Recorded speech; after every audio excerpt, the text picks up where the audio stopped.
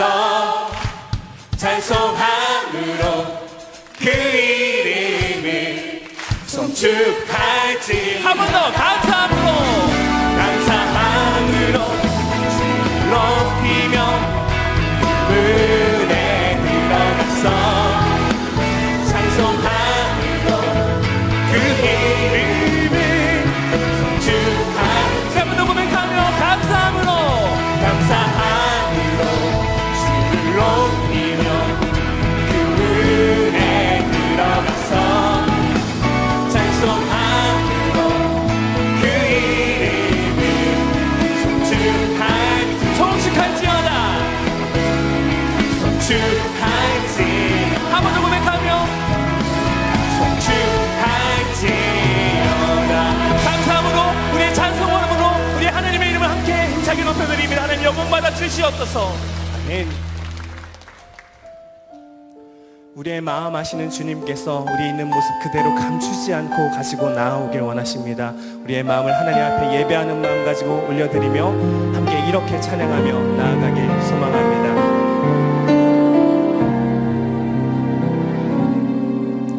주님과 함께하는 이 고요한 시간, 주님의 보좌 앞에 내 마음을 쏟네. 모든 것 아시는 주님께 감출 것 없네. 내 맘과 정성 다해 주 바라나이다. 온 맘 다해, 온 맘 다해 사랑합니다. 온 맘 다해 주 알기 원하네. 내 모든 삶 당신 것이니 주만 섬기리. 온 맘 다해. 나 염려하잖아도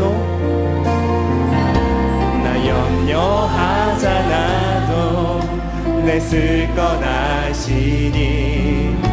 나 오직 주의 얼굴 구하게 하소서. 다 이해할 수 없을 때라도 감사하며 날마다 순종하며 주 따르오리라. 온 맘 다해, 온 맘 다해 사랑합니다. 온 맘 다해 주 알기 원. 내 모든 삶, 내 모든 삶 당신 것이니, 당신 것이니 주만 섬기리. 우리 한 번 더 고백하며 온 맘 다해, 온 맘 다해 사랑합니다. 온 맘 다해, 온 맘 다해 주 알기 원하네. 원하네. 내 모든 삶 당신 것이니 주만 섬기리. 온 맘. 우리 한번 더 믿음으로 고백하며 온 맘 다해 사랑합니다. 온 맘 다해, 온 맘 다해 주 알기 원하네. 내 모든 삶 당신 것이니 주만 섬기리. 온 함께 예배합니다. 예배합니다. 찬양합니다. 주님만 날 다스리소서. 날 다스리소서. 예배합니다. 찬양합니다. 주님 홀로 높임 받으소서. 우리 함께 고백하며 완전하신 나의 주, 완전하신 나의 주 인도하소서. 행하신 모든 일 주님의 영광 다 경배합니다. 우리 다시 한번 고백할까요? 완전하신 나의 주, 완전하신 나의 주, 의의 길로 날 인도하소서. 행하신 모든 일 주님의 영광 다 경배함. 우리의 마음을 하나님 앞에 올려드리며 찬양합니다. 예배합니다. 찬양합니다. 주님만 날 다스리소서. 예배합니다. 찬양합니다. 주님 우리 한 번 더 고백하며 나아갑니다. 예배합니다. 예배합니다. 찬양합니다. 찬양합니다. 주님만 날 다스리소서. 날 다스리소서. 우리 함께 고백하며 예배합니다. 찬양합니다. 주님 홀로 높이. 우리 마음의 고백으로 다시 한번 고백하며 예배합니다. 찬양합니다. 주님만 날 다스리소서. 예배합니다. 찬양합니다. 주님 홀로 높임. 주님 홀로 높임 받으소서. 주님 홀로 높임. 주님 홀로 높임 받으소서. 주님 홀로 높임 받으소서.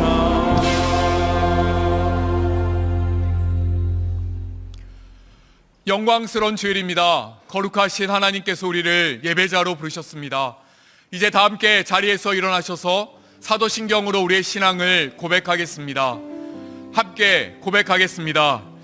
전능하사 천지를 만드신 하나님 아버지를 내가 믿사오며 그 외아들 우리 주 예수 그리스도를 믿사오니 이는 성령으로 잉태하사 동정녀 마리아에게 나시고 본디오 빌라도에게 고난을 받으사 십자가에 못 박혀 죽으시고 장사한 지 사흘 만에 죽은 자 가운데서 다시 살아나시며 하늘에 오르사 전능하신 하나님 우편에 앉아 계시다가 저려서 산자와 죽은 자를 심판하러 오시리라. 성령을 믿사오며 거룩한 공예와 성도가 서로 교통하는 것과 죄를 사하여 주시는 것과 몸이 다시 사는 것과 영원히 사는 것을 믿사옵나이다. 아멘. 우리의 마음과 정성과 뜻을 다하여 하나님을 찬양하며 나아갑니다. 찬양하며 주님을 예배할 때 나를 가득한 주의 영광 보리라. 나를 통하여 나의 입술을 인하여 주의 이름 높임을 받으소서. 지금 서 있는 이곳에서 높임을 받으소서. 내가 받는 땅 주님의 땅이니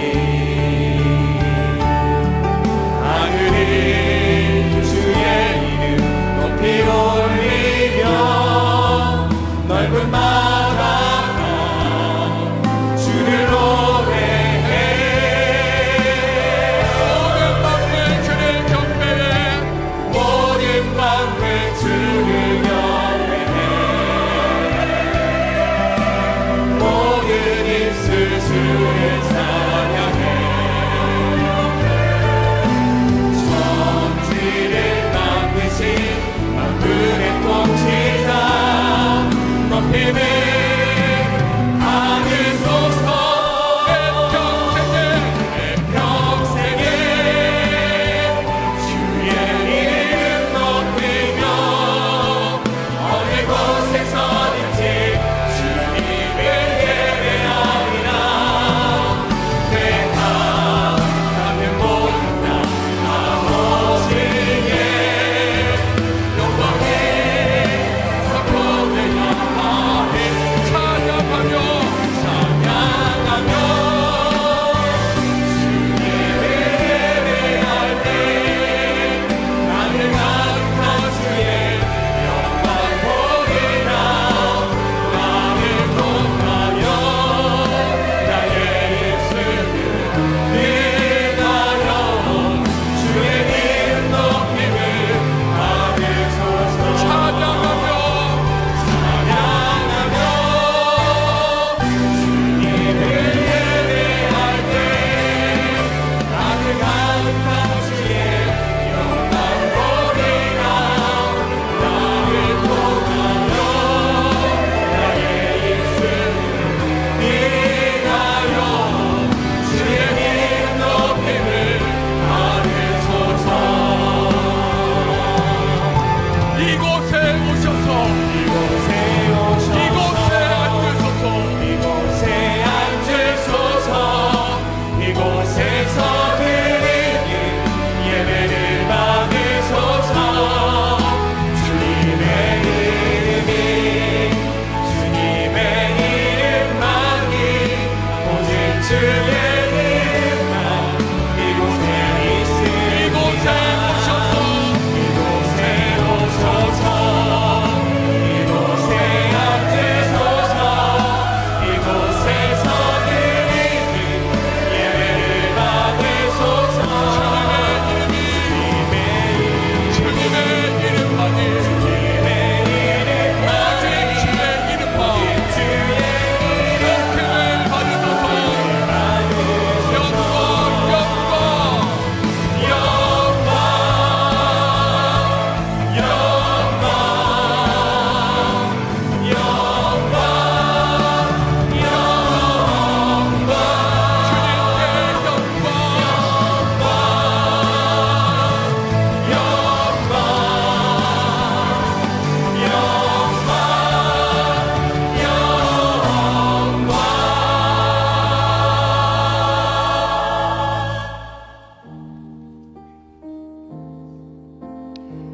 예배자로 합당치 못한 우리의 삶을 십자가 앞에 내려놓으며 예배를 위하여 부르짖어 기도하기를 원합니다.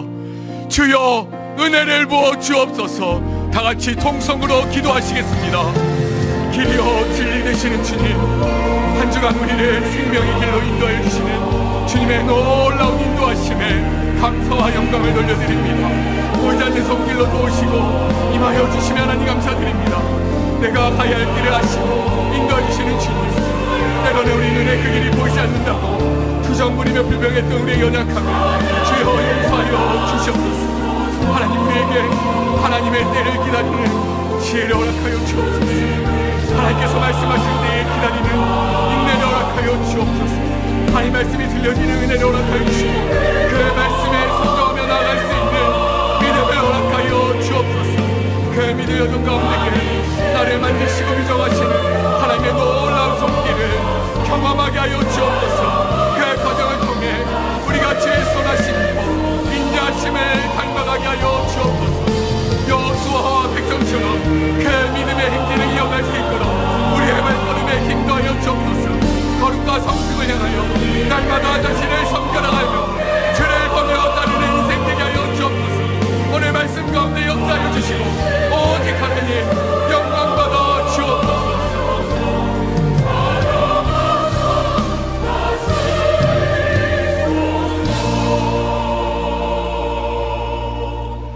새 노래로 여호와께 찬송하라. 그는 기이한 일을 행하사 그의 오른손과 거룩한 발로 자기를 위하여 구원을 베푸셨음이로다. 거룩하신 하나님, 지난 한 주 동안 특별 새벽 부흥회를 허락하시어 그리스도의 새벽을 사모하는 저희들을 깨우시고 하나님 영광에 참여하는 기쁨 주시며 오늘 거룩한 주일 그 감사와 감격으로 주님께 예배드릴 수 있게 하시니 감사합니다. 죄인된 저희를 십자가의 사랑으로 구속하여 주시고 주께서 사랑하시고 세상이 주목하는 교회의 성도로 세워주심이 큰 기적이고 갚을 길 없는 크신 은혜인데 마음이 강팍해져 감사를 잊고 행하시는 기이한 일들을 보아도 보지 못하고 들어도 깨닫지 못했던 저희들의 교만함과 어리석음을 용서하여 주옵소서.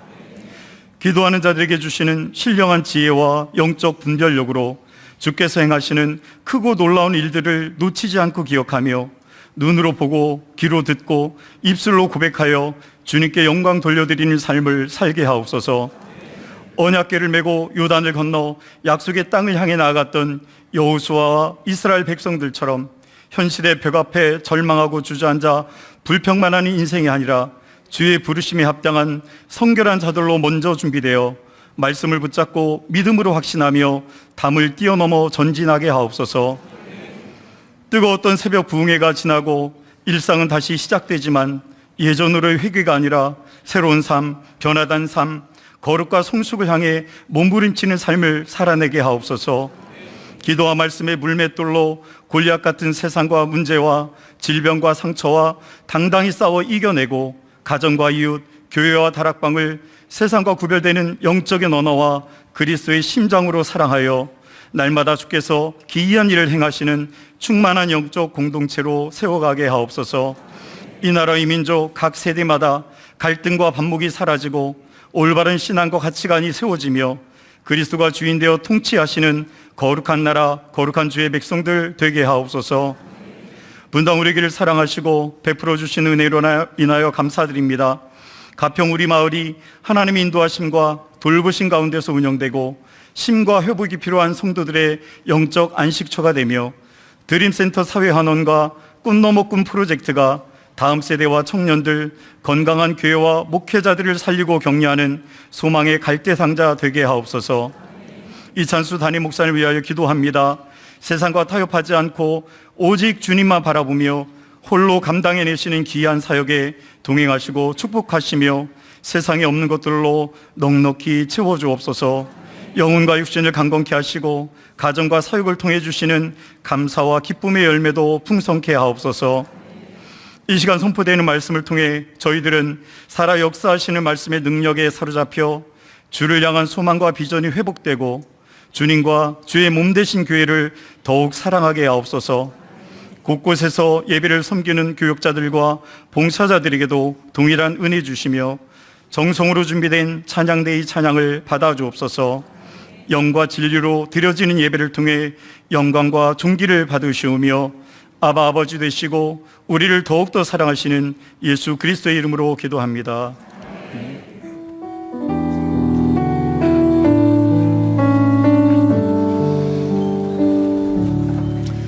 다 같이 자리에 앉으시겠습니다. 찬송가 391장 찬양하시면서 봉헌하시겠습니다.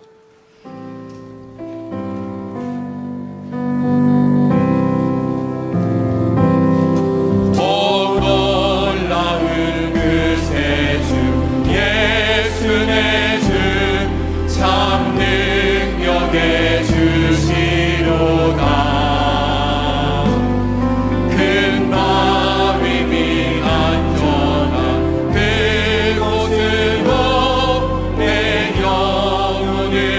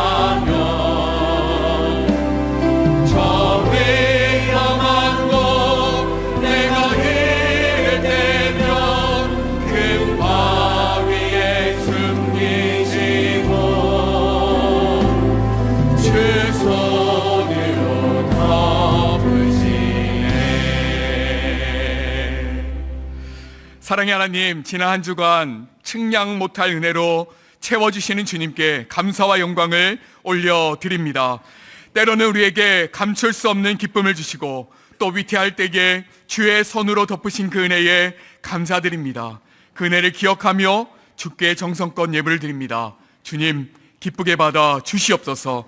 이 헌금을 통해 교회와 다음 세대를 세우며 또 세상을 섬기는 곳에 귀히 사용되게 하옵소서. 감사드리며 예수 그리스도의 이름으로 기도드립니다. 아멘. 이 시간 3부 찬양대에 찬양이 있겠습니다.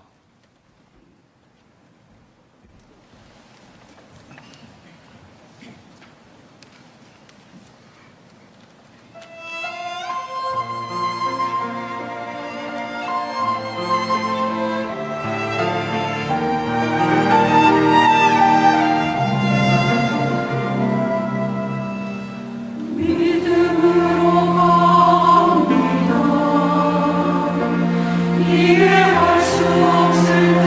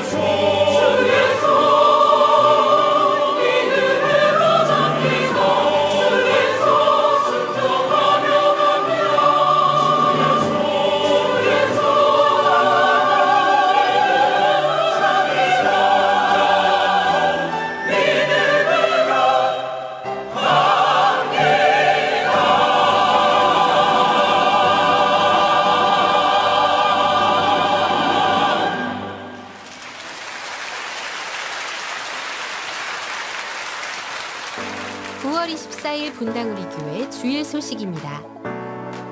추석을 맞아 가족 친지들과 함께 예배할 수 있는 가정 예배지를 홈페이지 공지행사 게시판에 게시합니다. 다운받아 활용해 주시기 바랍니다. 추석 기간 중 드림센터는 운영하지 않습니다. 수요 예배, 새벽 기도회는 기존과 동일하게 성림본당과 온라인 예배로 드려지며 금요 기도회는 휴회합니다. 가평우리마을 마케팅 담당자를 10월 8일 주일까지 모집합니다. 이메일로 지원받으며 채용에 대한 자세한 내용은 교회 홈페이지를 참고해 주시기 바랍니다. 2024년도 분당 우리 교회 교구, 대청교구 교역자를 10월 4일까지 모집합니다. 자격과 서류 등 자세한 내용은 교회 홈페이지를 참고해 주시기 바랍니다. 더 자세한 내용은 주보를 참고하세요. 예배 자리로 나오신 성도님들 주님 이름으로 환영하고 또 축복합니다. 우리 옆에 계시는 분들 반갑게 인사 나누시겠습니다. 참 잘 오셨습니다. 또 주님 이름으로 환영합니다. 또 축복합니다. 지난 한 주 동안 특별 새벽 부흥회 새벽을 깨우시느라고 너무 수고 많으셨고요. 하나님께서 은혜 많이 주신 거 너무 감사하게 생각합니다. 이제 우리가 일상에 영적으로 그 은혜들이 흘러가도록 서로 많이 독려해 주시고 또 기도해 주시기 바랍니다. 이제 10월 15일, 22일, 10월 셋째 주, 넷째 주는 새생명 축제가 있습니다. 저희 교회 2학기 흐름이 이제 특별 새벽 부흥회 때 은혜 많이 받고 그 열기, 그 에너지를 이제 한 영혼에게로, 그래서 하나님이 기뻐하시는 이제 새 신자들을 좀 초대하고 그렇게 할 계획인데요. 다음 주일날 저희들이 태신자를 이제 작정할 계획입니다. 이게 무슨 이벤트도 아니고, 이번에 또 이만큼 많이 작정했다, 이걸 자료로 쓸 것도 아니고요. 우리 모두가 다 어쨌든 은혜 받으면 한 영혼에 대한 거룩한 부담감을 가지게 되는 게 정상이기 때문에 교회적으로 건강해지려면 이 새생명 축제 당일에 하나님 은혜 주시는 거 사모하는 건 물론이고 늘 마음으로 내가 복음을 전할 한 대상을 품고 기도하는 게 중요하니까 새생명 축제 위해서 기도 많이 해주시기 부탁드립니다.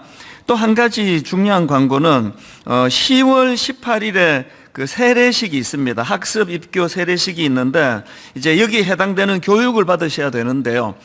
이번에 이 추석 연휴하고 이게 겹쳐서 날이 되게 좀 잡기가 어려웠습니다. 그래서 올해는 10월 7일 토요일에 교육이 한 번 있다 생각하시면 됩니다. 그리고 이날 절대로 올 수 없다, 그런 분들을 위해서 이제 그 다음 주 토요일인 14일에 한 번 더 이제 우리가 배설을 열려고 하는데, 중요한 거는 이게 너무 지금 세례식이 임박하기 때문에 14일 날 학습 입교 또 세례식 교육을 받으시려면 미리 교회에다가 신청하셔야만, 행정 처리나 이런 것들 때문에 그러니까요. 이번에 세례 또 학습 입교 받으시는 분은 이걸 꼭 마음에 좀 기억해 주시기를 부탁을 드리겠습니다. 이제 가평 우리 마을이 추석 연휴가 지나면은 이제 정상적으로 이제 오픈이 됩니다. 그리고 숙박은 10월 14일부터 이제 숙박이 가능한데요. 오늘부터 숙박 예약이 가능하다고 하니까 이제 틈나면 한번 들러보시고 또 기도해 주시고 그래 주시기 바랍니다. 지금 저희가 이제 내년도 새로운 교역자 모집을 하고 있는데, 저희는 내년에 정말 분당 우리 교회가 제2의 부흥기를 꿈꾸고 있습니다. 어쩔 수 없습니다. 좋은 목회자가 많이 들어와야 교회가 탄력을 받으니까요. 좋은 목회자들이 많이 들어올 수 있도록 기도 꼭 부탁을 드리겠습니다. 이제 우리 하나님 말씀 같이 살펴보시겠습니다. 하나님 말씀은 여호수아서 7장 1절부터 5절까지 말씀인데요. 오늘도 다 자리에서 일어나셔서 여호수아서 7장 1절부터 5절 한 절씩 돌아가면서 읽도록 하겠습니다. 이스라엘 자손들이 온전히 바친 물건으로 말미암아 범죄하였으니 이는 유다 지파 세라의 정손 삽디의 손자 갈미의 아들 아간이 온전히 바친 물건을 가졌음이라. 여호와께서 이스라엘 자손들에게 진노하시니라. 여호수아가 여리고에서 사람을 베델 동쪽 베다원 곁에 있는 아이로 보내며 그들에게 말하여 이르되 올라가서 그 땅을 정탐하라 하매 그 사람들이 올라가서 아이를 정탐하고 여호수아에게로 돌아와 그에게 이르되 백성을 다 올라가게 하지 말고 2-3천 명만 올라가서 아이를 치게 하소서. 그들은 소수니 모든 백성을 그리로 보내어 수고롭게 하지 마소서 하므로 백성 중 3,000명쯤 그리로 올라갔다가 아이 사람 앞에서 도망하니, 같이 있습니다.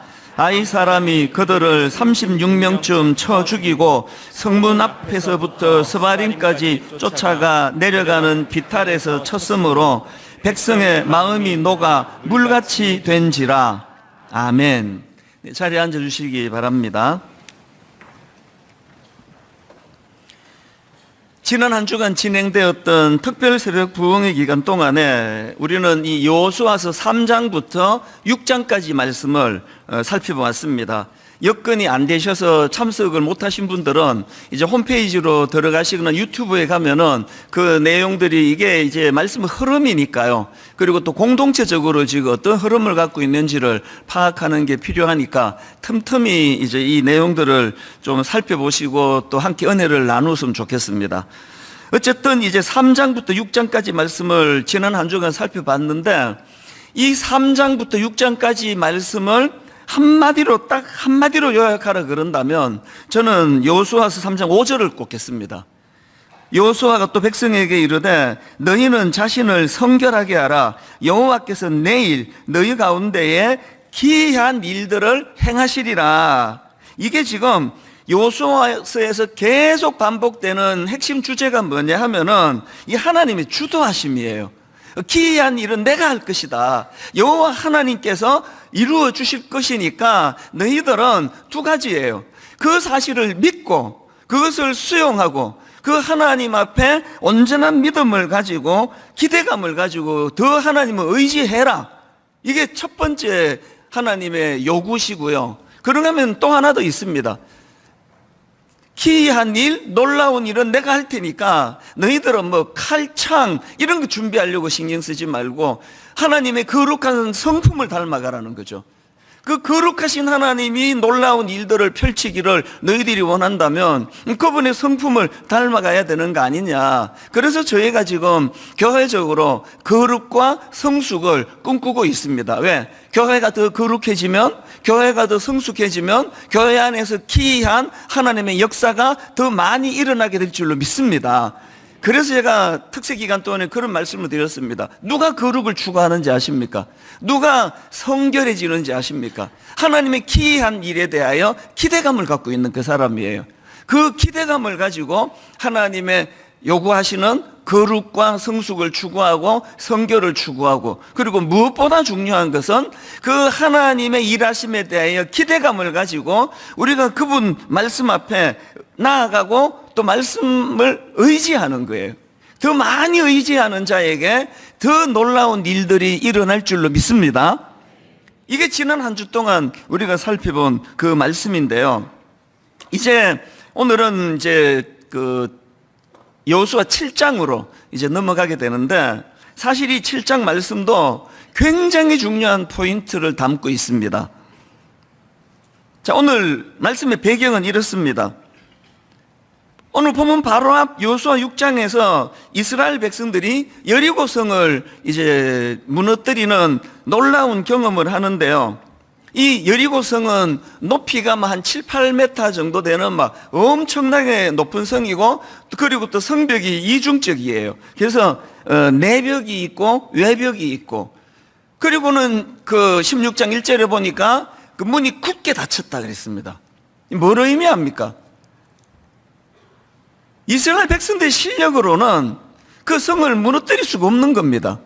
이스라엘 백성들이 갖고 있는 그 장비나 지식이나 그들의 기술이나 그들의 실력으로는 이건 난공불락 그 이름 그 자체예요. 절대로 어떻게 할 수가 없는 상황입니다. 그런데 하나님께서 기적적인 기이한 일을 베풀어 주셔가지고 그들이 여리고성을 무너뜨리는 것을 경험하게 되는 거죠. 그랬더니요, 막 사기가 뭐 이게 우리가 이제 그 축구하다가 갑자기 독일을 이기고 나면은 막 모두가 그 사기가 충만하잖아요. 막 못할 일이 없다. 우리는 그 4강 신화 뭐 이런 이야기 그 2002년도 있었던데 그 월드컵 이야기 지금도 하는 거거든요. 이 이스라엘 백성들의 사기가 막 엄청나게 지금 충만해 있는 상태입니다. 그리고요, 그 여리고성을 무너뜨린 사건을 기록하고 있는 여호수아 6장이 말씀을 어떻게 마무리 짓는지 아십니까? 맨 마지막에 여호수아 6장 마지막에 27절이 이렇게 말씀을 마무리 짓습니다. 여호와께서 여호수아와 함께 하시니 그 다음 보세요. 여호수아의 소문이 그 땅에 퍼지니라. 이 뭐 엄청난 일이에요. 이제 막 이 백성들의 사기는 말할 것도 없습니다. 그런데 여러분 사실은요, 이 말씀의 액센트가 그 뒤에 가서는 안 되고요, 이 액센트가 앞에 가야 되는 거거든요. 자, 앞에 액센트를 두고 다시 한번 읽어드릴게요. 여호와께서 여호수아와 함께 하시니, 하나님의 임재가 있었고 하나님의 기이한 일들이 여호수아를 통해서 일어났기 때문에 그런 결과가 나온 거거든요.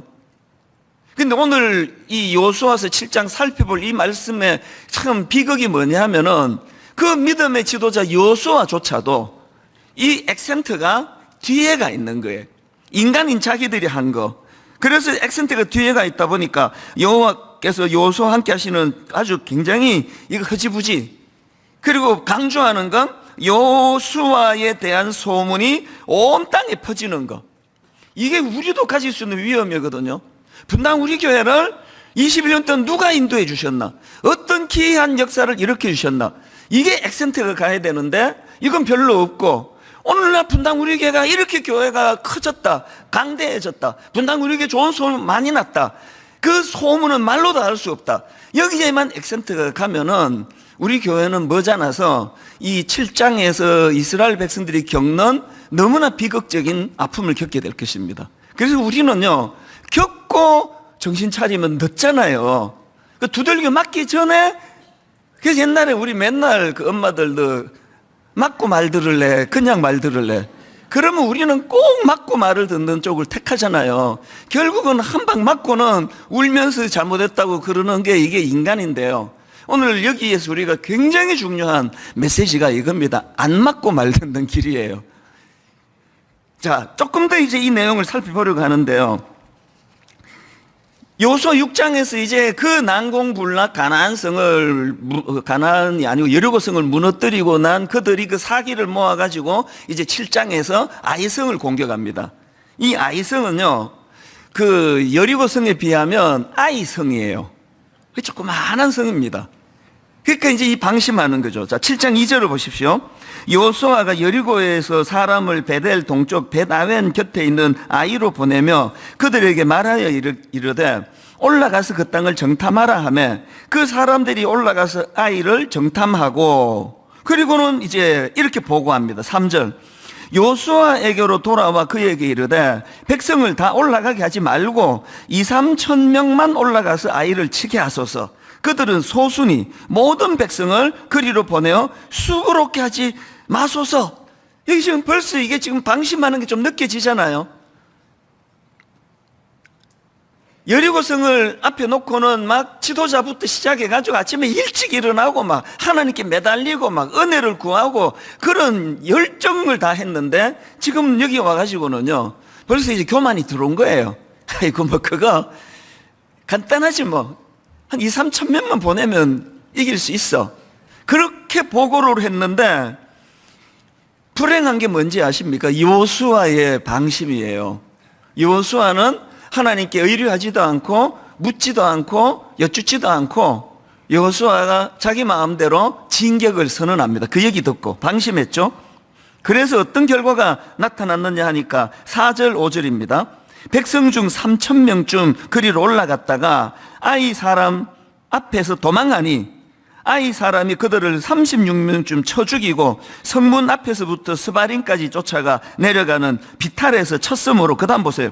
백성의 마음이 녹아 물같이 된지라. 야, 저는 이 표현이요 너무 강렬해요. 어느 정도 슬퍼야 이런 표현을 쓸 수 있을까요?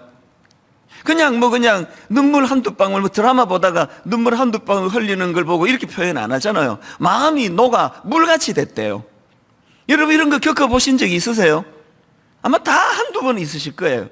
저도 이 말씀을 묵상하면서 계속 제 마음에 이 마음이 녹아 물같이 된지라. 저의 20대 초반에 마음이 녹아 물같이 되었던 그 순간들이 떠오르더라고요.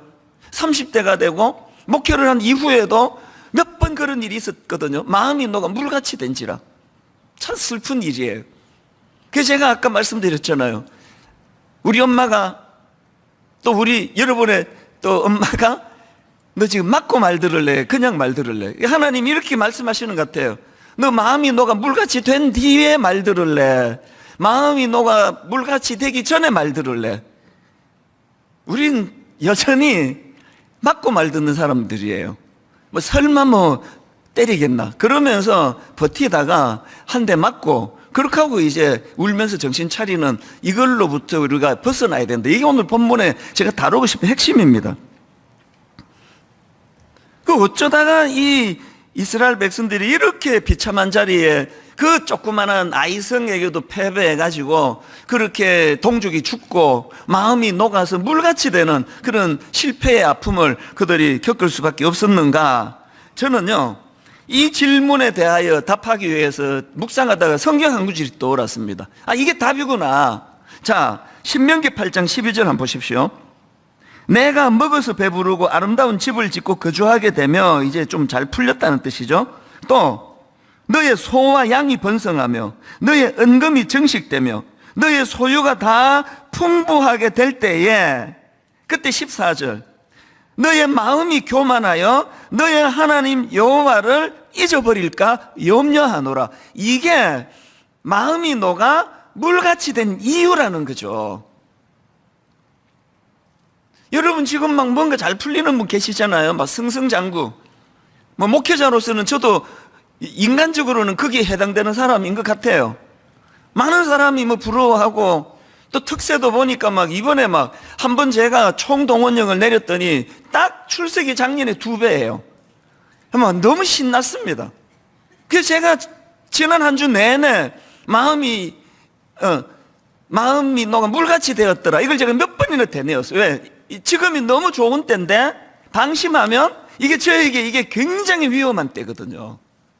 여러분 지금 일이 잘 풀리고 자꾸 사람들에게 칭찬을 듣고 하는 일마다 그냥 뭐 와 역시 뭐 나 아니면 누가 이렇게 하겠어, 이렇게 그 농담으로라도 이런 말이 자꾸 나오시는 분은 오늘 말씀을 굉장히 주의해서 들으셔야 됩니다. 왜 그렇습니까? 그렇게 일이 잘 풀릴 때에 너의 마음이 교만하여 너의 하나님 여호와를 잊어버릴까 염려하노라. 왜 염려하십니까? 이게 마음이 녹아 물같이 될 위험이 있기 때문이에요. 그래서 제가 지난주 내내 마음이 녹아 물같이 된지라, 마음이 녹아 물같이 된지라, 이걸 제가 여러 번 제가 되뇌이곤 했었는데요. 사실 그 교만에 대한 경고와 관련해서 제가 저에게 이제 경고하는 그런 되뇌이는 말들이 좀 있는데요. 그 중에 하나가 우시아 왕이 죽던 해예요. 이게 벌써 제가 이 말이 좀 많이 했던 딱 나오잖아요. 이게 길이나 있잖아요. 제가 등산을 가다가 또 길을 걷다가 차를 운전하다가 저에게 독백을 해요. 우시아 왕이 죽던 해. 그리고는 꼭 말을 붙입니다. 사조 이찬수, 너 정신 차려라. 우시아 왕이 죽던 해. 너 까불다 큰일 난다. 운전하고 가면은 뭐 저한테 뭐 뭔 소리라도 뭐 상관없잖아요. 우시아 왕이 죽던 해. 너도 정신 안 차리면 이렇게 돼? 제가 왜 우시아 왕이 죽던 해라는 이 표현을 제가 교만해지지 않도록 저에게 경고하는 메시지로 썼는가 하면은요, 이 우시아 왕이 누군가 하면, 한마디로 말해서 우시아 왕은 처음에 잘 나가다가 마지막에 교만해져서 망한 사람이에요. 우시아 왕. 그 표현이 우시아 왕이 죽던 해입니다. 초기에는요, 하나님도 그를 인정할 정도로 반듯한 사람이었습니다. 자, 역대하 26장 4절이요.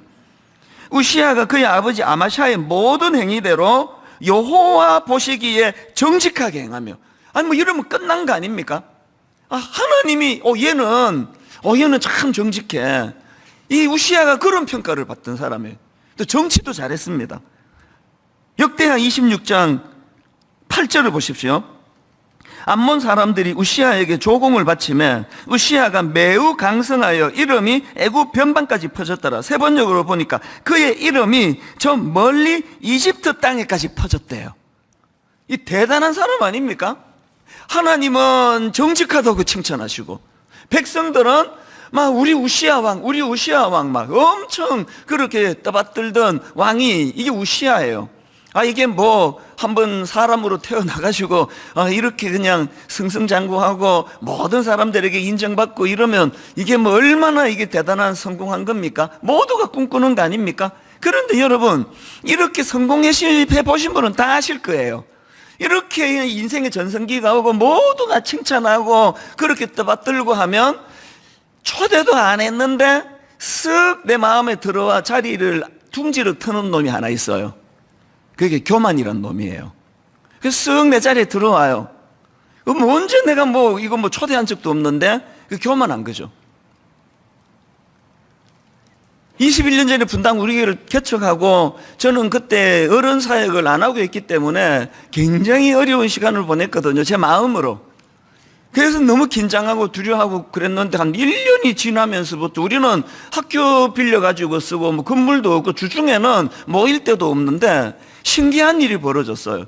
그때 이제 지금도 그렇잖아요. 여기 분당 우리 교회라는 입간판도 없고 아무것도 주중에는 교회가 흔적도 없어지는데 너무나 신기하게도 한 1년 지나면서 사람들이 막 들이퍼부어지는 거예요. 이게 무슨 일인지 정말 어리둥절했습니다. 그랬더니 이제 그때부터 이제 좀 신학생들도 많이 오고 언론에서 인터뷰도 하러 오고 굉장히 교회가 이제 알려지기 시작했습니다. 그랬더니요, 영이 밝은 사람들이 또 그중에 또 저를 아끼는 사람들이 여러 명이 저한테 와서 정말 권면을 했어요. 목사님 교만해지시면 안 됩니다. 목사님 교만하시면 안 됩니다. 어떤 분이 이렇게 이야기하시더라고요. 목사님 초심을 지켜야 됩니다. 이분들이 보니까 위태위태했는 것 같아요. 목사님 초심을 지켜야 됩니다. 어머니는 좀 더 과격하게 말씀하셨어요. 너 교만하면 죽는다. 아마 우리 어머니가 저 죽인다는 뜻이 아니고요. 교만하면 망한다는 거죠. 그러면서 어떨 때는 그 교만한 걸 기정사실화 해놓고 어머니는 미국 사시고 난 한국 사시는데 알지도 못하시는데 너 요새 교만하지 이런 식으로 이상하잖아요. 그걸 확정을 지어놓고 야단치는 거예요. 가정해서 마치 교만해야만 되는 것처럼. 왜 그렇게 계속 그런 말씀을 많이 주셨나. 제가 지금 돌아보니까요, 기도 많이 하는 분들은, 영이 밝은 분들은 이게 제가 위험한 상태라는 걸 젊은 42살짜리 목사가 감당하기에는 이거는 교만해질 수밖에 없는 상황이라는 걸 알고 있었기 때문이에요. 근데 교만하면 망할 줄 알아라? 그래서 제가 이제 어머니가 그렇게 이제 말씀하시고 그때는 막 화도 내고 하죠. 왜 알지도 못하시면서 내가 교만한지 엄마는 어떻게 아세요? 이런 식으로 대들기도 하고 그랬었던 것 같아요. 제 기억에 억울했거든요. 그러고 나서 제가 알았죠. 그게 교만한 상태라는 걸요. 누가 뭔 얘기해주면 기분 나빠하는 거죠. 왜 알지도 못하면서 왜? 그래서 제가 하나 알은 게 있는데요. 깨달은 게 교만한 사람의 100% 공통점이 자기가 교만한 거 몰라요. 이거 혹시나 이제 여러분들이 내가 좀 교만하긴 하죠. 그 사람 아직 교만한 거 아니에요. 교만한 사람이 절대 그렇게 말할 수가 없습니다. 교만한 사람은 자기가 교만한 걸 모르는 놀라운 경지까지 가는 거죠. 자기만 빼고 다 아는데. 그래서 제가 이제 이 교만이 이게 보통 문제가 아니라 그래서 연구를 좀 해봤습니다. 하기는 없는데요. 꽤 많이 제가 묵상을 했어요. 이 교만이 뭐냐? 첫째, 제가 깨달은 놀라운 게 있는데, 여러분, 교만은요, 이게 옵션이 아니에요. 필수예요, 필수. 이게 무슨 말씀인가 하면은, 이제 자동차를 새로 사잖아요. 그러면 이제 옵션이 있잖아요. 선루프로 돈 더 주고 달아주세요라든지, 달지 마세요라든지, 오디오를 더 스페셜하게 달아주세요. 이게 다 옵션인데요. 핸들을 누가 이거를 옵션으로 겁니까? 핸들을 빼주세요. 없잖아요. 이게 매 지난 특세 때마다 빵빵 터지다가 모두가 다 제자리로 돌아와가지고 나 요새 너무 힘들어. 1부부터 3부까지 지금. 이제 더 분발해야 될 것 같아. 이 핸들은요, 옵션이 아니라 그냥 장착되어 있는 거예요. 교만이 선루프 같이 내가 정하고 안 정하고가 아니라 핸들처럼 이거는 선택하는 게 아니라는 거죠. 무슨 말인가 하면은요, 여기 지금 누가 지금 갑자기 좀 사업이 잘 되는, 장사가 잘 되는 분 계시잖아요. 치킨집을 열었는데 엄청 손님이 많이 몰려오시면은요, 그래서 기분이 엄청 좋잖아요. 이미 교만도 같이 들어가 있는 거예요. 저 장사 저렇게 안 되는 이유를 내가 알고 있지, 그러면서. 분당 우리 교회가 갑자기 사람이 모여들고 주목을 받고 할 때 저도 몰랐는데 이미 교만이 먼저 들어와 있었던 거예요. 이거는 선택이 아니에요. 제가 초대 안 한다고 안 오고요. 내가 기도 많이 한다고 교만이 없을 건 없습니다. 그래서 제일 교만한 말이 나는 교만을 죽였어. 그게 제일 교만한 말이. 교만은 안 죽습니다.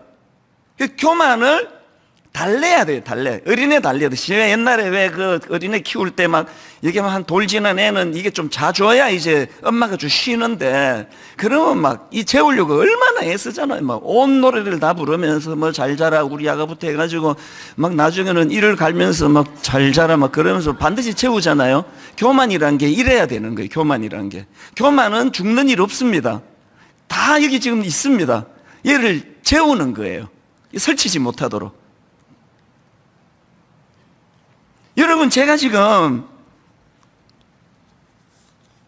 정말 중요한 이야기를 하고 있습니다. 그럼 뭐가 교만이냐고요? 또 뭐가 겸손입니까? 누가 저보고요, 막, 아니, 목사님 진짜 대단하십니다. 아니, 교회를 어떻게 이렇게 그냥 1년 만에 막 몇백 명이 모이는 교회로 만드셨습니까? 목사님 대단하십니다. 그러면요, 제가 이제 막 눈차 깔고, 아니, 뭐 제가 했나요? 뭐 하나님이 하셨죠. 이러면 이제 눈 까는 게 중요합니다. 아니, 뭐 저는 한 거 없습니다. 하나님이 하셨습니다. 할렐루야. 그러면요, 그건 겸손한 게 아니고 그건 교양이 있는 거예요. 그 예의가 바른 겁니다. 예의가. 그 가정교육 잘 받으면 이렇게 해요. 저는 그게 겸손인 줄 알았단 말이죠. 뭐 누가 물어도 뭐 하나님이 하셨죠. 그것도 눈 까는 법도 배우고 뭐 이렇게. 뭐 노회에 가도 뭐 저 젊은 목사가 참 겸손해 이런 얘기 많이 들었거든요. 여러분, 그게 굉장히 위험한 상태예요. 왜? 차라리 제 교만이 드러나면요, 이게 뭐 자타가 공연하는 교만이면 이게 조심이라도 하잖아요. 모든 사람이 다 겸손하다고 그러는데 사실은 그게 겸손이 아니라 교양이란, 예의란 말이죠. 그 안에서는 교만이 자라나가는 거죠. 자, 그러면 그럼 뭐가 교만입니까? 그러면 뭐가 겸손입니까? 제가 설명해 드릴게요. 제가 이제 어른 사역을 안 하고 갑자기 이제 개척을 하는 바람에 이제 그 옥하는 목사님이 갑자기 개척하라 그러셔가지고 준비도 안 된 상태로 개척을 하고 나니까 이제 두려움이 막 강물처럼 밀려왔습니다. 그때 진짜 많이 울었습니다. 뭐 그냥 뭐 새벽에 나와도 울고요. 여기 지금 이제 아무도 없는데 이제 낮에 답답해가지고 이게 가운데 앉아 있으면 그렇게 눈물이 나더라고요. 이게 앞으로 어떻게 해야 되나, 이게 지금 이게 뭐 그만둘 수도 없고 이거 어떻게 해야 되느냐고. 뭐 설교만 하면은 또 우리 분당 아줌마들이 나 이렇게 까다로울 줄 알았으면 내가 일산에도 할 건데 계속 그냥 뭐 설교가 뭐 유치하다 그러고 중고등부 오래 해가지고 설교가 깊이가 없다 그러고 뭐 나 죽는 줄 알았습니다. 내가 중동부 할 때는 막 우리 중동부 애들이 목사님은 설교가 깊어서 졸려 죽겠다고 막 맨날 그렇게 불평했는데, 그래서 이제 많이 울었어요. 그때는요, 설교 한 10번 하면 한 4번, 5번 울었습니다. 초창기 분들 다 아세요. 민망해 죽겠는데 설교하다가 눈물이 나는 거예요. 그러고 이제 한 21년 지났습니다. 눈물 쑥 들어갔어요. 여기 앉아 있어도 하나도 눈물이 안 나요. 더 무서운 게 뭔지 아십니까? 7장에 여호수아 증세가 있어요, 저한테. 하나님 의지 옛날처럼 안 하는 것 같습니다. 아니요, 안 합니다. 나 경력이 많거든요. 나한테 자꾸 물으러 오거든요. 여러분, 이게 교만한 거예요. 더 이상 하나님 의지하지 않는 마음의 상태, 내 관로, 내 경험. 그럼 뭐가 겸손인지 아시겠죠? 아무리 목회의 달인이라고 사람들이 과장된 그런 말을 칭찬을 한다 하더라도 그 말을 고지 듣지 않고 개척 초기와 똑같이 부들부들 떨리는 마음으로 늘 하나님 의지하며 하나님 은혜를 구하며, 그게 겸손한 거예요. 교양을 겸손한 걸로 착각하시는 분들은 방심하다가 우시아처럼 위험한 상태에 빠집니다.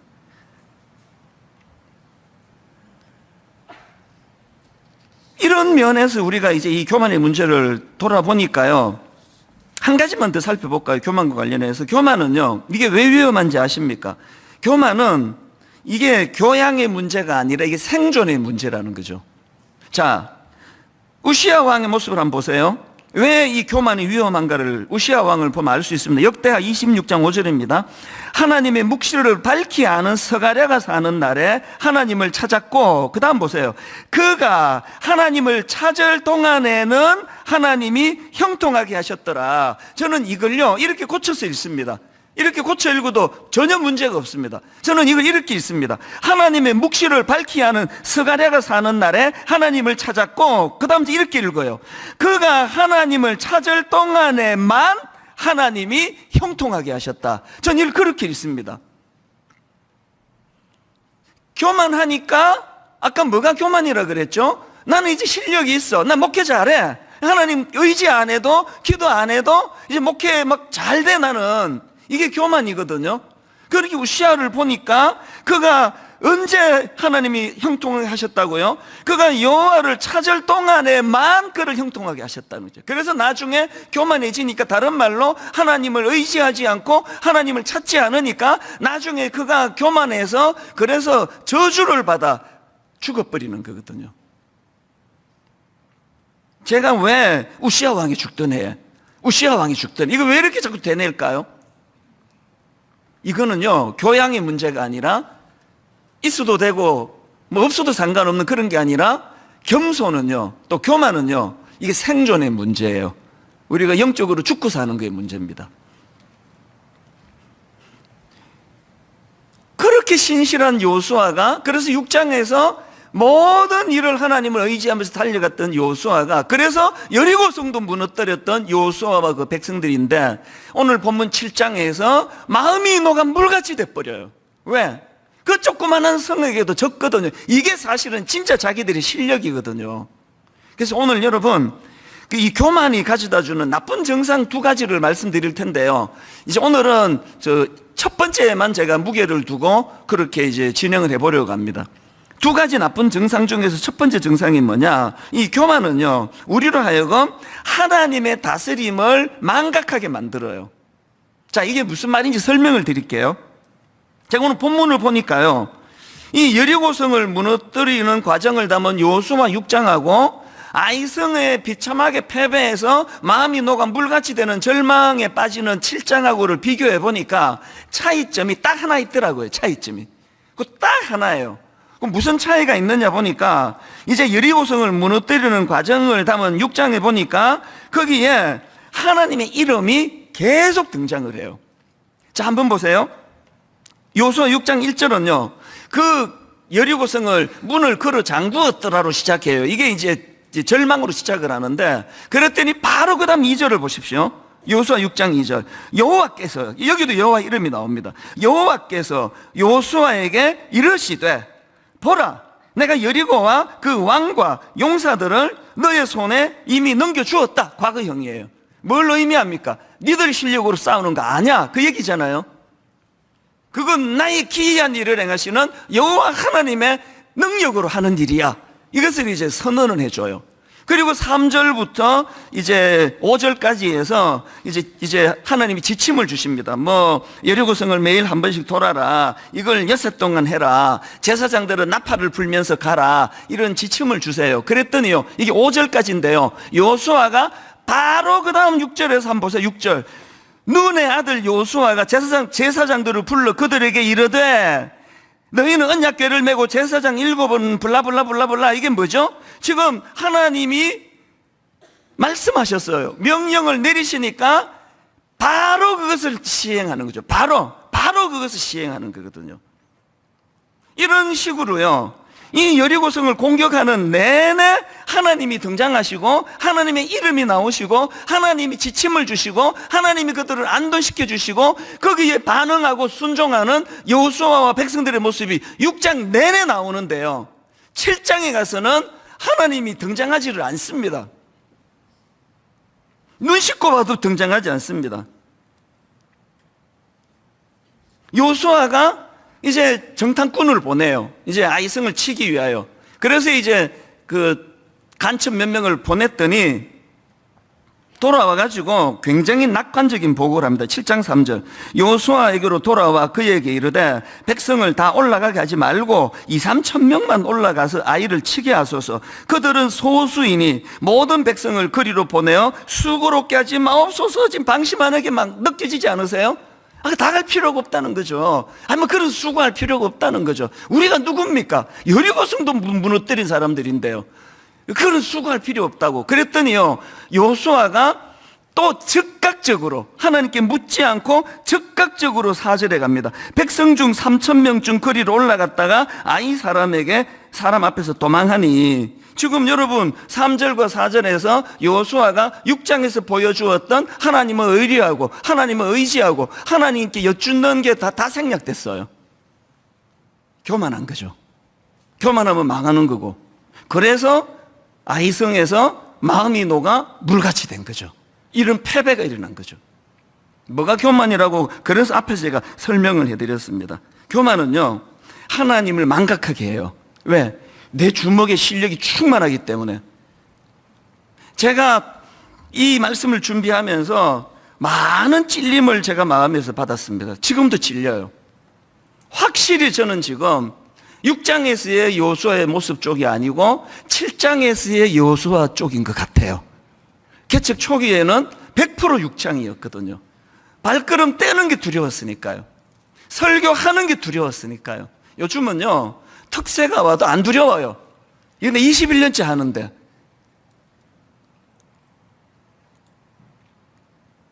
제가 어제 그 토요일 날 특세 마지막 날에 드린 말씀이 있는데요. 여리고성을 무너뜨리는 과정에서 그 명령 하나가 나오는데요. 그게 여호수아 6장 10절입니다. 한번 보십시오. 여호수아가 백성에게 명령하여 이르되 너희는 외치지 말며 너희 음성을 들리게 하지 말며 너희 입에서 아무 말도 내지 마라. 침묵을 명했어요. 이게 여러분, 물론 이제 하나님의 나팔 소리를 듣고 하나님의 뜻을 구하고 하나님에 대하여 깊이 묵상하면서 자꾸 그렇게 그냥 떠들어대지 말라는 그런 의미도 되지만요, 그러나 이게 그런 뜻만이 아니에요. 이게 뭐 침묵은 금이다, 이걸 강조하는 메시지가 아니고요.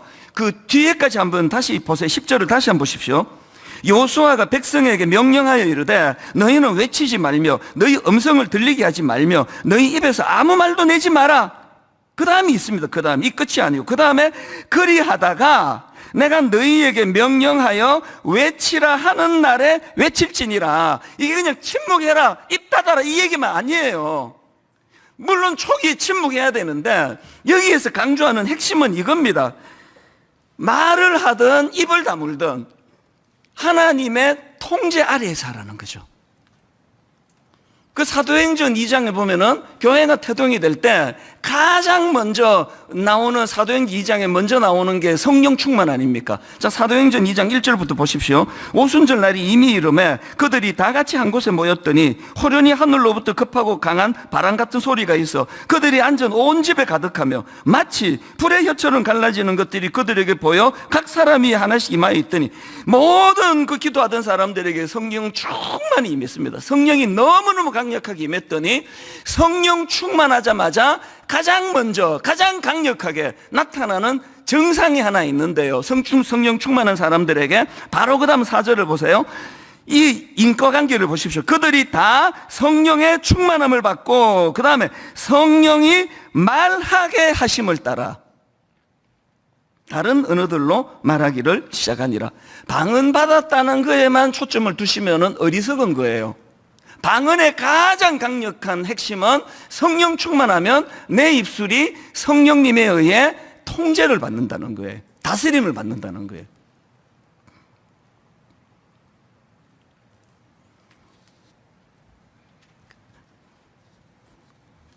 가정에서요, 그 자녀 교육을 하는데 이 성령에 의해서 입술이 통제되지 않는 엄마 아빠 때문에 아이들이 엄청 상처를 받아요. 그래서 이제 막 혈기가 나면은 막 이제 부부 싸움하고 막 남편은 회사 출근하고 막 이 아내는 막 열받아가지고 씩씩거리고 있는데 이게 지 아버지를 쏙 빼닮으면 큰애가 눈에 띄어요. 그러면 막 이제 막 들이퍼부어요. 이게 지혜비 닮아가지고 막 그러면서 네가 도대체 뭐 씻지도 안 하고 뭐 안 하고 막 다다다다다다다 하고 꼭 끝에 한마디를 붙이세요. 다 네 잘되라고 하는 거 잘되라고 엄마가 이렇게 야단치는 거 알지? 여러분, 그건 거짓말이에요. 그 순간만큼은요, 잘되라고 한 게 아니라 혈기로 했습니다. 우리가요, 부부싸움 할 때 저는 주례받으러 오는 그 예비신랑 신부에게 종종 그런 이야기예요. 지금부터 싸워라 그래요. 신혼여행 가서 미친 듯이 싸우라 그래요. 신혼 초기는 싸우는 거다, 원래.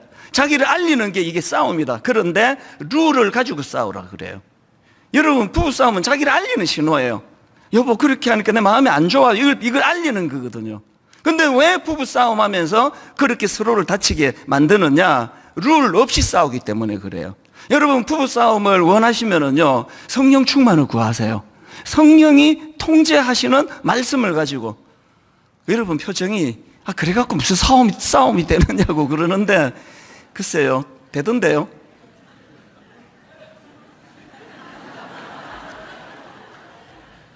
자, 다시 여호수아 10장으로 한번 돌아가 보세요. 여호수아 6장 10절에 보니까 어제 제가 토요일 날 드린 말씀이에요. 여호수아가 백성에게 명령하여 이르되 너희는 지치지 말고 너희 음성을 들리게 하지 말면 너희 입에서 아무 말도 내지 마라. 여러분, 저는요, 이 말을 악용할 생각이 추호도 없습니다.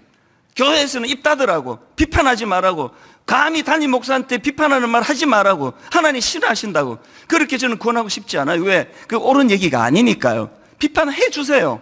인간이에요. 교회는 인간들의 모임이에요. 비판받아야 될 게 많습니다. 어떤 담임 목사가 비판받을 게 하나도 없다면 그 자체가 이단이에요. 그게 옳습니까? 비판하시라고요. 괜찮습니다. 단 성령님의 통제 아래에서 하시라는 거죠. 이게 성령의 통제 아래에서 비판하면요, 직격탄을 날려도 상처가 안 되고요, 굉장히 부드럽게 말했는데도 제멋대로 말한 건 상처가 돼요. 성령의 다스림. 이번 여름에 하나님이 계속 저에게 부담을 주세요. 여러 번 말씀드리고 또 드리고 또 드릴 거예요. 분당 우리 교회 좀 심하게 말씀드리면 이래갖고 안 된다는 거죠. 좀 심하게 말씀드리면 분당 우리 교회가 이래갖고 안 된다는 거죠. 영적인 교회가 돼야 된다는 거죠. 영적인 언어를 사용해야 된다는 거죠. 영적인 언어가 뭐 막 방언으로 하는 것만입니까? 영적인 언어는요, 성령 충만할 때 하나님에 의해 다스림을 받는, 통제를 받는 입술이 영적인 언어예요. 지금 여호수아가 6장에서 여리고성을 무너뜨릴 때 말하지 마라, 그리고 또 말해라, 그 지시하는 그 모든 것들이 하나님의 뜻이라는 거죠. 두 번째는 제목만 말씀드리고 이제 다음 주일날 연결하겠는데요. 두 번째로 이 교만이 주는 나쁜 증상이 하나 더 있는데 탐욕으로 인한 불순종입니다. 여호수아 7장 1절만 읽고 마칠게요. 이스라엘 자손들이 온전히 바친 물건으로 말미암아 범죄하였으니 이는 유다 지파 세라의 정손 삽디의 손자 갈미의 아들 아간이 온전히 바친 물건을 가졌습니다. 여러분, 이 포인트는 제가 다음 주 다시 드릴게요. 이게 단순히 뭐 물건을 갈취했다 이런 뜻만이 아니고요, 굉장히 중요한 메시지가 담겨져 있습니다. 정리할게요. 교만은요, 여러분, 교만은 우리로 하여금 하나님을 사모하는 마음, 하나님의 인도하심을 받는 마음을 죽여버려요. 그래서 하나님이라는 그분의 인도하심을 잘 받지를 못해요. 교만하면. 그리고 그런 사람은 자꾸 그 안에 있는 탐욕이 올라와요. 탐욕이 제어가 안 되는 거죠. 통제가 안 되는 거죠. 그래서 추한 인간이 되는 겁니다. 제가 종종 말씀드리잖아요. 저는 저의 그 삶의 이후가 추해지지 않기를 원하는데, 추해지지 않으려면 탐욕, 탐심을 다스려야 되고, 탐심을 다스리려면 성령 충만해야 됩니다. 오늘 이 말씀을 지난 한 주간을 쭉 정리하시면서, 그리고 또 이 굉장히 중요한 포인트를 오늘 다루었는데, 여러분들이 한 주간에 이 말씀을 묵상하시면서 하나님에 의해서 다스림을 받는, 그래서 겸손한 한 주간의 삶이 되시기를 주님 이름으로 축복합니다. 우리 특세 때 참 자주 불렀던 찬양입니다. 하나님의 부르심에는 후회하심이 없네. 오늘도 우리가 이 하나님을 의지하면서 가사를 생각하시면서 날 부르신 뜻 내 생각보다 크고 날 향한 계획 나의 지혜로 청량 못하나. 이게 겸손한 사람이에요. 이 찬양 같이 불러드리겠습니다. 하나님의 부르심에는 후회하심이 없네. 하나님의 부르심에는 후회하심이 없네. 내가 이 자리에 선 것도 주의 부르심이라. 하나님의 부르심에는 결코 실수가 없네. 결코 실수가 없네. 나를 부르신 하나님의 신실하심을 믿네. 신실하신 우리 다시 한번 이렇게 노래합니다. 하나님의 부르심에는 하나님의 부르심 후회하심이 없네. 후회하심이 없네. 내가 이 자리에 선 것도 주의 부르심이라. 하나님의 부르심에는 결코 실수가 없네. 결코 실수가 귀한 일을 행하신 하나님, 나를 부르신 하나님의 신실하심을 믿네. 아멘. 날 부르신 뜻 내 생각보다 크고 날 향한 계획 나의 지혜로 측량 못하나 가장 좋은 길로 가장 완전한 길로 귀한 일을 행하시는 그 하나님, 오늘도 날 이끄신 믿네. 작은 나를 부르신 뜻을 나는 알 수 없지만 오직 감사와 순종으로 주의 길을 가리라. 때론 내가 연약해져도 주님 날 도우시니, 여러분 이게 겸손이에요. 주의 놀라운 그 계획을 나는 믿으며 살리. 아멘. 날 부르신 뜻 내 생각보다 크고 날 향한 계획 나의 지혜로 측량 못하나 가장 좋은 길로 가장 완전한 길로 오늘도 날 이끄신 믿네. 여러분 겸손히 그 하나님의 기이하심을 사모합니다. 날 부르신 뜻 내 생각보다 크고 날 향한 계획 나의 지혜로 측량 못하나 가장 좋은 길로 가장 완전한 길로 오늘도 날 이끄신 믿네. 나의 길 오직 그가 아시나니.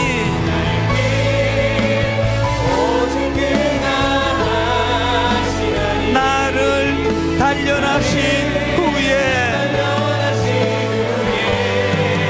선포합니다. 내가 정금같이 나오리라. 주가 보이신 생명의 길, 나 주님과 함께. 이게 겸손입니다. 상한 마음 들이며 주님 앞에 나아가리. 겸손히 나의 의로움이 되신 주, 겸손히 고백합니다. 나의 길이 되신 이름, 그 이름 예수. 믿음으로 선포하십시오. 나의 길 오직 그가 아시나니. 나를 단련하신 후에 귀한 일을 행하시는 분, 내가 정금같이 나오리라. 우리 다 자리에서 일어나셔서 나의 길 오직 그가 아시나니. 비록 연약하고 부족하지만 나를 단련하신 후에 귀한 일을 행하신 하나님, 내가 정금같이 나오리라.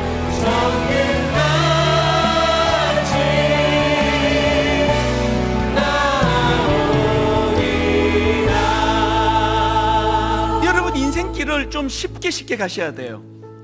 그 마음이 너무 물같이 되고 하는 것마다 마음에 아파 눈물 흘리고 괴로워하고 피하셔야 되잖아요.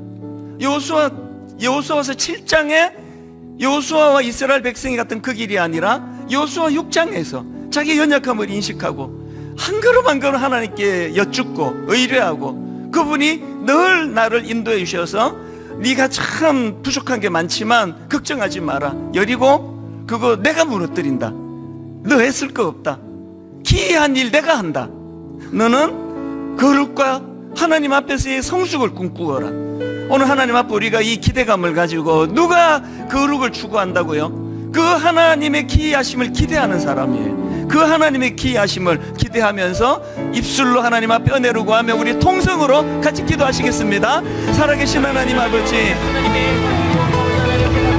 여호수아 6장에서 겸손히 하나님을 의지했던 여리고 앞에서 오직 하나님이 하시는 일이라고 믿고 하나님이 인도하시는 대로 따라왔던 여호수아와 백성들이었지만 하나님 여호수아 7장으로 넘어와 우리가 여리고 성도 무너뜨렸는데 우리가 실력이 있는데 여호수아 7장에서 하나님을 찾지 않고 하나님께 의뢰하지 하나님께 여쭙지 않고 자기들 생각, 자기들 판단으로 하나님 그렇게 아이상을 공격했다가 또 하나님 마음이 녹아 물같이 되는 아픔을 마음이 녹아 물같이 되는 쓰라린 실패를 아버지 여호수아와 백성들이 겪었습니다. 하나님 우리를 주신 가운데 주님 회입하여 주시옵소서.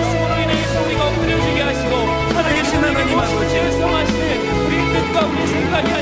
우리들 마음속에 하나님 아버지 앞에 은혜를 구하며 나아가기로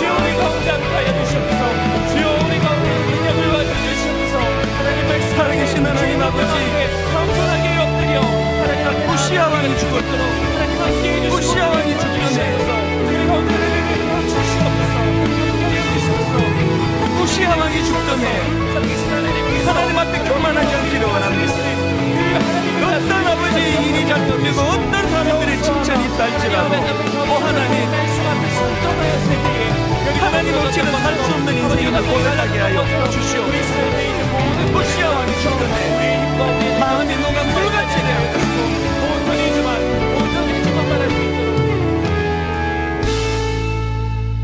내가 먹어서 배부르고 아름다운 집을 짓고 거주하게 되며 또 너의 소와 양이 번성하며 너의 은금이 증식되며 너의 소유가 다 풍부하게 될 때에 너의 마음이 교만하여 너의 하나님 여호와를 잊어버릴까 염려하노라. 하나님, 마음이 녹아 물같이 된 여호수아서 7장에 나와 있는 그 지도자 여호수아와 백성들을 보면서 오 하나님 간절히 사모합니다. 저희들은 그 길로 가지 않게 하여 주시옵소서. 저희들은 그 길을 피할 수 있도록 은혜 주시기 원합니다. 그래서 여호수아 6장에서 여호수아가 보여주었던 하나님을 의지하고 또 하나님을 의지하고 하나님께 묻고 하나님이 주시는 답을 따라 바로 그것을 순종하며 하나님 여호수아 6장에서 내 힘으로 할 수 없었는데 하나님의 기이한 일들이 우리 인생에 나타나 내 인생을 가로막고 있는 여리고성이 무너지는 기적을 오늘 모든 성도님들 한번 맛보게 하여 주시옵소서. 우시아 왕이 죽던 해에 교만은 우리를 망하게 만든다는 사실을 기억하고 뭐가 교만이냐 물으면 교양이 교만이 아니라 철저하게 하나님을 의지하는 마음의 태도가 그게 겸손이라고. 하나님 아무리 일이 잘 풀리고 아무리 많은 사람들이 칭찬한다 할지라도 여전히 참 부들부들 떨리는 마음으로 하나님을 의지하며 나아가도록 인도하여 주시옵소서. 우리 주 예수 그리스도의 은혜와 하나님 아버지의 다함 없는 사랑과 성령님의 감동, 감화, 위로교통 충만하심의 역사가 오늘 주신 말씀 마음에 담고 겸손히 앞을 향해 나아가기로 다짐하며 예배하는 모든 주의 자녀들 머리 위에 지금부터 영원토록 함께 하시기를 간절히 축원하옵나이다.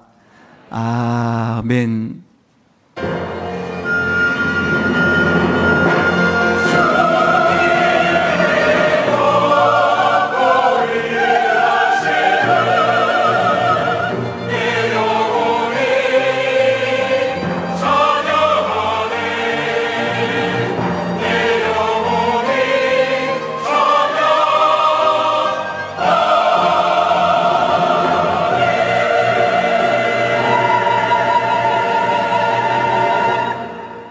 하나님 다스림 안에 있는 한 주 되길 소망하며 함께 찬양합니다. 하나님의 부르심에는 후회하심이 없네. 내가 이 자리에 선 것도 주의 부르심이라.